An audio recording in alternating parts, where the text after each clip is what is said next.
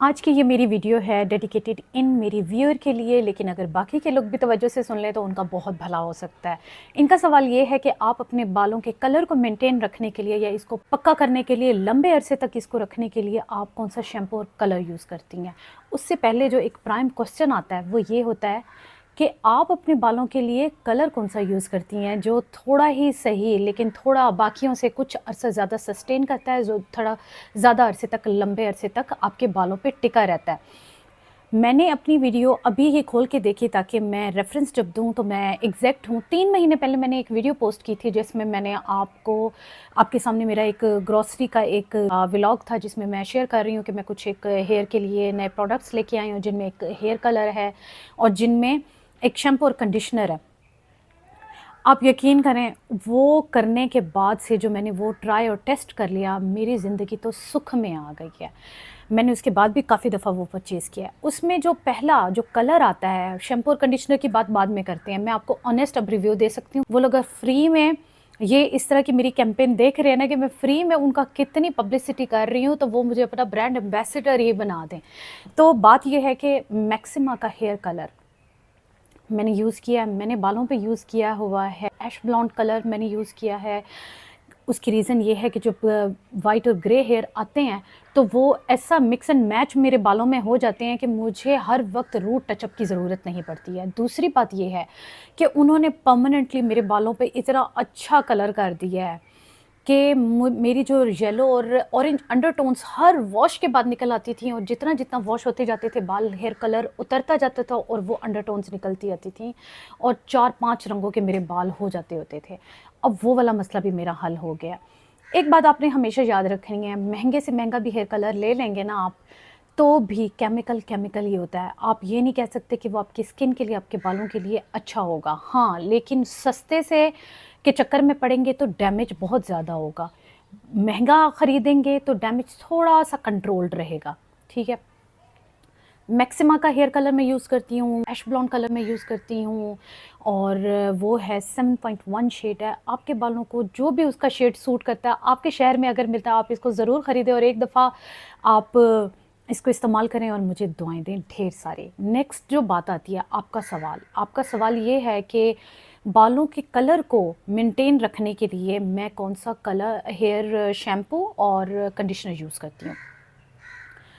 उसी व्लॉग के अंदर है मेरा रेवलॉन का कलर स्टे शैम्पू और रेवलॉन का सेम ही उसी टाइप का जो है पैकेजिंग में कंडीशनर मैं यूज़ करती रही हूँ अब तक ब्राउन वाला, लेकिन मेरे ऐश ब्लॉन्ड बालों के लिए ये गोल्डन वाला जो है ये भी बहुत आइडियल है। आप अगर बालों को कलर करते हैं ब्लैक, तो ब्लैक जो इसकी जो पैकेजिंग आती है पर्पल में, वो आपके लिए बेस्ट है। मैं तीनों ही आपके साथ पिक्चर्स शेयर कर रही हूँ शैम्पू के, इसी के साथ कि इसके कंडीशनर भी आते हैं।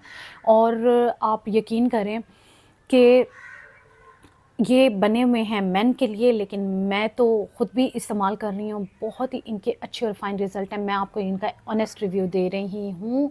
और अगर आप इस तरह से बालों को आप मैक्सिमा से आप कलर कर लें, उसके बाद आप इस कंडीशनर और शैम्पू की तरफ आ जाएँ, आपकी ज़िंदगी मेरी तरह सुख में आ जाएगी। मैंने अपनी वीडियो में ज़िक्र किया हुआ है, जब से मुझे कोविड हुआ, कोविड के बाद से मेरे बाल वाइट आना शुरू हो गए थे, क्योंकि मैं हेयर कलर कोई पिछले 15-1 सालों से कर रही हूँ। मेरे जेट ब्लैक कलर के बाल थे, जिस तरह का मैंने ड्रेस पहना हुआ है, लेकिन मुझे शौक था ब्राउन और ऐश ब्लॉन्ड बालों का।